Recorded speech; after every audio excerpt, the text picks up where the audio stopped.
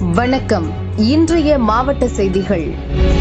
வங்கக்கடலில் ஏற்பட்டுள்ள மோந்தா புயல் கடந்த 6 மணி நேரத்தில் மணிக்கு 18 கிலோமீட்டர் வேகத்தில் நகர்ந்து கரையை நோக்கி வரத் தொடங்கியுள்ளது. சென்னையிலிருந்து 520 கிலோமீட்டர் தொலைவில் மையம் கொண்டுள்ளது. ஆந்திராவின் மேற்கு வடமேற்கு நோக்கி நகர்ந்து நாளை காலைக்குள் புயலாக மாறி கரையை கடக்க வாய்ப்புள்ளது. கடற்கரையில் மணிக்கு 90 முதல் 110 கிலோமீட்டர் வேகத்தில் பலத்த காற்று வீசும். வானிலை அமைதியாக இருப்பதால் பொதுமக்கள் அலட்சியமாக இருக்க வேண்டாம் என எச்சரிக்கப்பட்டுள்ளனர். கடலோர மாவட்டங்களில் மீனவர்கள் கடலுக்குள் செல்ல வேண்டாம் என எச்சரிக்கை விடுக்கப்பட்டுள்ளதால் மீனவர்கள் தங்கள் படகுகளை பாதுகாப்பான இடங்களுக்கு கொண்டு செல்லும் பணியில் ஈடுபட்டுள்ளனர். புயல் காரணமாக பல மாவட்டங்களில் மழை பெய்வது தொடங்கியுள்ளது. இதனால் பொதுமக்கள் தேவையில்லாமல் வெளியே செல்ல வேண்டாம் என எச்சரிக்கை விடுக்கப்பட்டுள்ளது. தேனி மாவட்டம் மேற்கு தொடர்ச்சி மலையில் பெய்த கனமழையால் வைகை அணை முழு கொள்ளளவான 71 அடி உயரத்தை எட்டியது. ஏற்கனவே கடந்த ஒரு வாரமாக உபரி நீர் வெளியேற்றப்பட்டு வருகிறது. கடந்த சில மாதங்களாகவே மதுரை, திண்டுக்கல் மாவட்டம் முதல் போகம் மற்றும் ஒருபோக பாசனத்திற்கு வினாடிக்கு 1300 கன அடி தண்ணீர் திறந்துவிடப்பட்டு வருகிறது. வைகை அணையின் பூர்வீக பாசன பகுதிகளுக்கு தண்ணீர் திறந்துவிடும்படி விவசாயிகள் கோரிக்கை விடுத்ததால் முதல் கட்டமாக வைகை அணையின் பூர்வீக பாசன பகுதியான ராமநாதபுரம் மாவட்ட விவசாய மற்றும் குடிநீர் தேவைக்காக அணையிலிருந்து வினாடிக்கு 2500 கன அடி தண்ணீர் திறக்கப்பட்டது. அணையின் 7 பிரதான மதகுகள் வழியாக திறக்கப்பட்ட தண்ணீர் சீறி பாய்ந்து வெளியேறியது. இன்று முதல் அக்டோபர் 31ஆம் தேதி வரை 5 நாட்களுக்கு 624 மில்லியன் கன அடி தண்ணீர் ராமநாதபுரம் மாவட்டத்திற்கு திறக்கப்படுகிறது. மொத்தம் 3800 கன அடி தண்ணீர் திறந்துவிடப்பட்டுள்ளதால் தேனி, திண்டுக்கல், மதுரை, சிவகங்கை, ராமநாதபுரம் மாவட்டங்களில் வசிக்கும் மக்கள் ஆற்றில் இறங்கவோ கடக்கவோ கால்நடைகளை மேய்க்கவோ கூடாது என பொதுப்பணித்துறையினர் எச்சரித்துள்ளனர். வடகிழக்கு பருவமழையினை முன்னிட்டு தண்டையார்பேட்டை மண்டலத்தில் முன்னெச்சரிக்கை பணிகளை துணை முதல்வர் உதயநிதி ஆய்வு செய்தார். ஆய்வின் போது அமைச்சர் நேரு, எம்பி கலாநிதி வீராசாமி, எம்எல்ஏ சேகர், மேயர் பிரியா, துணை மேயர் மகேஷ்குமார், மாநகராட்சி கமிஷனர் குமர குருபரன் உள்ளிட்ட உயர் அதிகாரிகள் உடனிருந்தனர். வெப்பத்தில் அது ஃபார்ம் ஆயிருக்கு. நாளைக்கு கரையை கடக்கணும் அப்படிங்கிறது எக்ஸ்பெக்ட் பண்றோம். அதற்கான ப்ரிப்பரேஷன்ஸ் ஒர்க்லாம் நடந்துட்டு இருக்கு. இந்த மோந்தா புயல் வந்து தமிழ்நாட்டில் பெரிய பாதிப்பு இருக்காது. ஆந்திராவை நோக்கி தான் அது சென்று கொண்டிருக்கிறது. இருந்தாலும் இந்த வடசென்னை பகுதி, திருவள்ளூர் பகுதிகளில் ஒரு 5லிருந்து ஒரு 7-8 சென்டிமீட்டர் வரைக்கும் மழை எதிர்பார்க்கலாம்னு வானிலை மையம் வந்து நமக்கு தெரிவிச்சிருக்கிறாங்க. அதற்கான முன்னேற்பாட்டு பணிகள் தான் முதலமைச்சருடைய உத்தரவுக்கு இணங்க நானும் நம்முடைய அமைச்சர்களும், மேயர், துணை மேயர், அப்புறம் சட்டமன்ற உறுப்பினர்கள், மக்கள் பிரதிநிதிகள், மாநகராட்சி ஆணையர்லாம் இந்த பணிகளை எல்லாம் ஆய்வு செய்ய இருக்கிறோம். வடசென்னையை பொறுத்த வரைக்கும் இதுவரைக்கும் 18 கால்வாய்கள், 13 குளங்களை வந்து சென்னை மாநகராட்சி மூலமாக தூர்வாரப்பட்டிருக்கிறது. மொத்தம் 331 கிலோமீட்டர் நீளம் கால்வாய்கள் தூர்வாரப்பட்டிருக்கிறது. 3.5 லட்சம் டன் கழிவுகள் அங்கிருந்து அப்புறப்படுத்திருக்கிறது. எனவே முதலமைச்சர்கள் இந்த முன்னெச்சரிக்கை ஏற்பாடுகள் துரிதப்படுத்த சொல்லியிருக்கிறாங்க.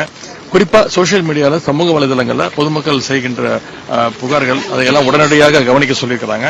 அதன் பேரில் இன்னைக்கு வந்து இந்த வியாசர்பாடி, அம்பேத்கர் கல்லூரி குளம், கேப்டன் காட்டன் கால்வாய், கொடுங்குயர் கால்வாய் ஆகியவற்றெல்லாம் இன்னைக்கு ஆய்வு செஞ்சிருக்கிறோம். அடுத்த 10 நாட்களுக்கு மிகப்பெரிய மழை இருக்காது அப்படிங்கிறது வானிலை மையம் வந்து தெரிவிச்சிருக்கிறாங்க. ஆனா எந்த அளவுக்கு மழை பெஞ்சாலும் அதையெல்லாம் எதிர்கொள்வதற்கு நம்முடைய அரசு அவருடைய தலைமையின் கீழே தயாராக இருக்கு. சிவகங்கை மாவட்டம் காளையார் கோவிலில் மருது பாண்டியர்கள் குரு பூஜை விழாவில் தமிழக பாஜக தலைவர் நயினா நாகேந்திரன் பங்கேற்று மரியாதை செலுத்தினார்.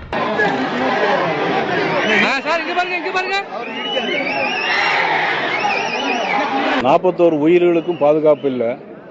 விஜயுடைய உயிருக்கு பாதுகாப்பு அங்கே இருக்குமாங்கிற சந்தேகம் இருக்கு எல்லாரும் மனதிலையும். ஏன்னா அவர் போனால் அவருடைய உயிருக்கே ஆபத்து ஏற்படலாம். அதனால ஒருவேளை அப்படி ஒரு பயத்தில் இருந்திருக்கலாம். சுதந்திர இந்தியாவில் ஒவ்வொருத்தருக்கும் கருத்து சொல்வதற்கு வாய்ப்பு இருக்கு. நாங்கள் சொல்றது இல்லைன்னா நாங்கள் வந்து எங்களுடைய தேசிய ஜனநாயக கூட்டணி தமிழகத்தில் ஆட்சி அமைக்கும், இது எங்களுடைய கருத்து. ஆனால் தேர்தல் முடிந்த பிறகுதான் அதனுடைய விஷயங்கள்லாம் தெரியும். தேசிய ஜனநாயக கூட்டணி நிச்சயமா ஆட்சி அமைக்கும். இன்னைக்கு திராவிட முன்னேற்ற கழக அரசு எவ்வளவு மக்கள் விரோத அரசா இருக்குது. கரூர்ல 41 பேர் இறந்து போயிட்டாங்க. கள்ளக்குறிச்சியில் 65 பேர் கள்ளச்சாராயம் குடித்து இறந்து போயிட்டாங்க. பாலியல் வன்கொடுமை, 10 வயசு 15 வயசு பிள்ளைகள்லாம் ரோட்ல தனியா நிக்க முடியல. யாருடைய ஆட்சி? திராவிட முன்னேற்ற கழகத்தினுடைய ஆட்சி. யார் முதலமைச்சர்? மதிப்புக்குரிய நமது ஸ்டாலின் அவர்கள் முதலமைச்சராக இருக்கிறார். சட்டம் ஒழுங்கு எங்க சரியா இருக்கு?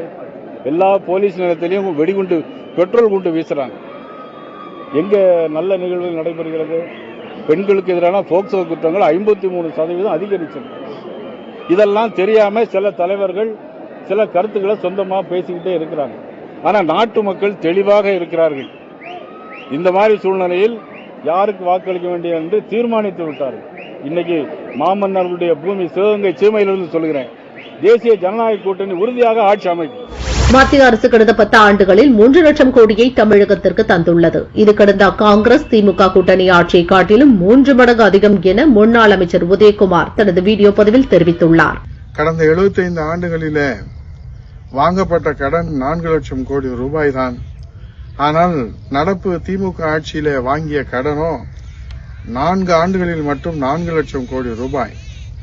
இந்த கடன் சுமை அதிகரிப்புக்கு ஸ்டாலின் அரசின் நிதி நிர்வாகமே காரணம் அல்ல, மத்திய அரசின் மாற்றாந்தாய் மனப்பான்மையே காரணம் என்று வழக்கம் போல தங்களுடைய தோல்வியை மடைமாற்றம் செய்வதற்காக உண்மைக்கு மாறான எந்தவிதமான அடிப்படை ஆதாரமின்றி, எந்தவிதமான அச்சமின்றி, நூற்றாண்டு காணுகின்ற வரலாற்று பெருமிக்க சட்டப்பேரவையிலேயே பொய் செய்தியை, உண்மைக்கு மாறான செய்தியை தொடர்ந்து பதிவு செய்து வருகின்றார்கள் மாண்புமிகு முதலமைச்சரும் அமைச்சர் பெருமக்களும்.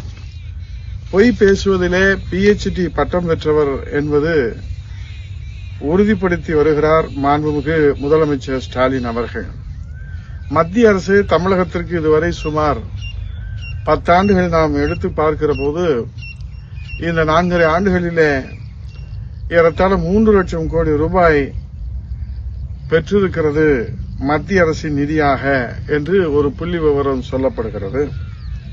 இது முந்தைய காங்கிரஸ் தலைமையான மத்திய ஆட்சியில தமிழகத்திற்கு வழங்கிய தொகையுடன் ஒப்பிட்டு பார்க்கிற போது 3 மடங்கு கூடுதலாக தமிழக வளர்ச்சிக்காக மத்திய அரசு இன்றைக்கு வழங்கி வருகிறது என்பது இது மத்திய அரசினுடைய நிதி நிர்வாகத்தினுடைய விவரமாக வெளியிடப்படுகிறது. ஆனால் மாண்புமிகு முதலமைச்சரும் அவரது அமைச்சர்களும் மத்திய அரசு தமிழகத்திற்கு நிதி உதவி செய்யாமல் வஞ்சிக்கிறது, தொடர்ந்து வஞ்சிப்பதோடு மட்டுமல்லாமல் மாற்றாந்தாய் மனப்பான்மையோடு நடந்து கொள்கிறது என்று ஒப்பாரி வைப்பது மட்டுமே தன்னுடைய அரசின் கடமையாக செய்து வருகிறது ஸ்டாலின் திமுக அரசு. ஆனால் இந்த அரசு 4.5 ஆண்டு காலத்திலே ஒப்பாரிகளை மட்டும் வைத்துக் கொண்டு கடன் சுமை ஏறினால் மத்திய அரசு, நெல்மணிகளை ஏன் கொள் செய்வதில்லை என்றால் மத்திய அரசு, கல்வி ஏன் நிதி கொடுக்கவில்லை என்று சொன்னால் மத்திய அரசு, பேரிடருக்கு ஏன் நிதி கொடுக்கவில்லை என்று சொன்னால் மத்திய அரசு, இப்படி தொட்டதற்கெல்லாம் மத்திய அரசு கடன் சுமையிலே தொடங்கி நெல்மணிகளை கொள்முதல் செய்வதை வரை மத்திய அரசு மத்திய அரசு மத்திய அரசு என்று சொல்லுகிற இந்த ஸ்டாலின் திமுக கையாளாகாத அரசு இனியும் தொடர்ந்தால் தமிழகம் சோமாலியாவாக மாறிவிடுகிற ஒரு பேரதிர்ச்சி தான் மக்களுக்கு இன்றைக்கு ஏற்பட்டிருக்கிறது என்பதை சொல்லி தமிழகத்தை மீட்டெடுக்க, தமிழகத்தை காப்பாற்ற தமிழக மக்கள் சிந்திக்க வேண்டிய நேரம் இது. புதுச்சேரி ஆரோவில் பகுதியைச் சேர்ந்த கலைஞர்கள் சேர்ந்து மரோமா கலையரங்கில் மாபெரும் கண்காட்சியை நடத்துகின்றனர். கட்டிட கலைஞர் தேஜாஸ்வின் மிஸ் கபூரின் மறு சிற்பங்கள் கண்காட்சியில் வைக்கப்பட்டுள்ளது. கிராபிக் கலைஞர் கிளாரா சிபிலாவின் இந்தியா மற்றும் மேற்கத்திய தத்துவங்களை வெளிப்படுத்தும் ஓவியங்கள் பெரும் வரவேற்பை பெற்றுள்ளது. மேலும் கட்டிட கலைஞர் தோஷா பர்மர் ஜப்பானிய முறையில் செராமிக் ஓவியங்களை செய்து அசத்தியுள்ளார்.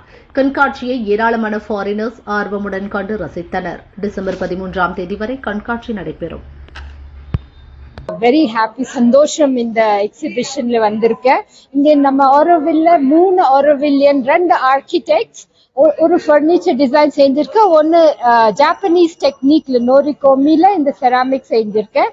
பின்ன ஒரு ஸ்பானிஷ் ஆர்டிஸ்ட், அவங்க பனாரஸ்ல போய் டாக்டரேட் பண்ணிருக்க ஹிந்து ஸ்பிரிச்சுவல் எஸ்தெட்டிக்ஸ்ல, அவங்க பிரிண்ட்ஸ் நீங்க இங்க பார்க்கலாம்.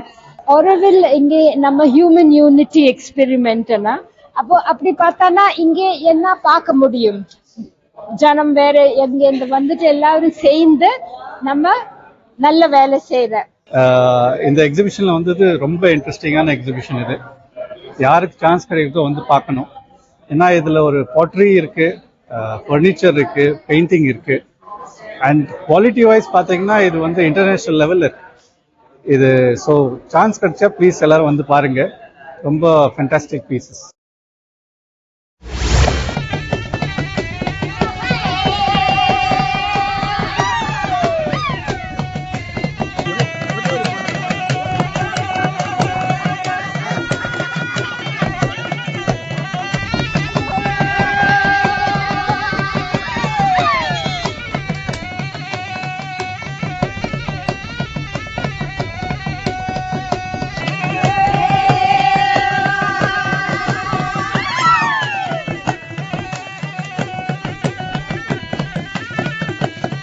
குடலூர் பகுதியில் பணியர் இன பழங்குடியின மக்களின் பாரம்பரிய நெற்கதிர் அறுவடை திருநாள் விமர்சையாக கொண்டாடப்பட்டது.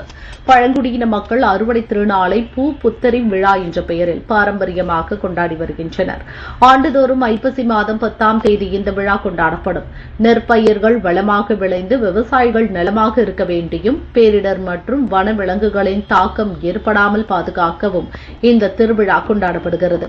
இந்த ஆண்டு இன்று பூ புத்தரி திருவிழாவை முன்னிட்டு இன்று காலை நம்பலக்கோட்டை வேட்டை குருமகன் கோயிலில் சிறப்பு பூஜை நடைபெற்றது. பின்னர் பழங்குடியின மக்கள் கோயிலில் இருந்து ஊர்வலமாக புத்தூர் வயல் சென்றனர். வயலில் பாரம்பரிய இசைக்கருவிகள் வாசிக்கப்பட்டது.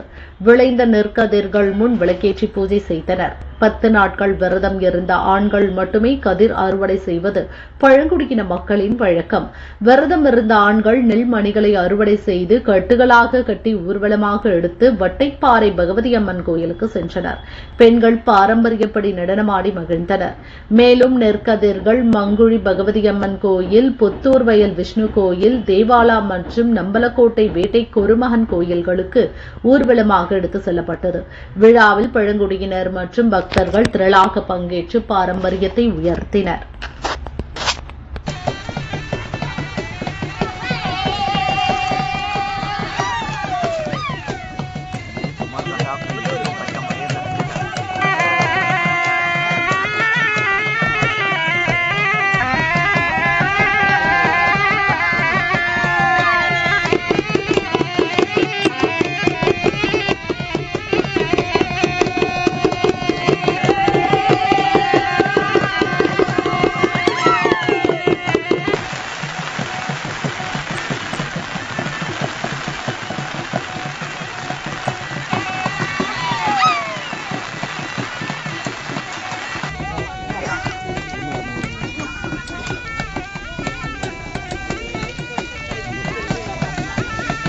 தேனி மாவட்டம் கம்பம் நாகையா கவுண்டன்பட்டியைச் சேர்ந்தவர் சரவணன். சண்முகா நதி அணைக்கு செல்லும் ரோட்டில் கோழிப்பண்ணை வைத்துள்ளார்.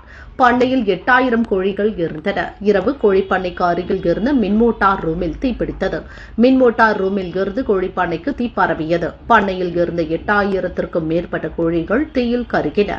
அருகில் இருந்தவர்கள் கம்பம் தீயணைப்புத் துறையினருக்கு தகவல் தெரிவித்தனர். தீயணைப்புத் துறையினர் தீயை கட்டுப்படுத்தினர். ராயப்பன்பட்டி போலீசார் மின்கசிவு காரணமா அல்லது தொழில் போட்டியில் தீ வைக்கப்பட்டதா என விசாரிக்கின்றனர்.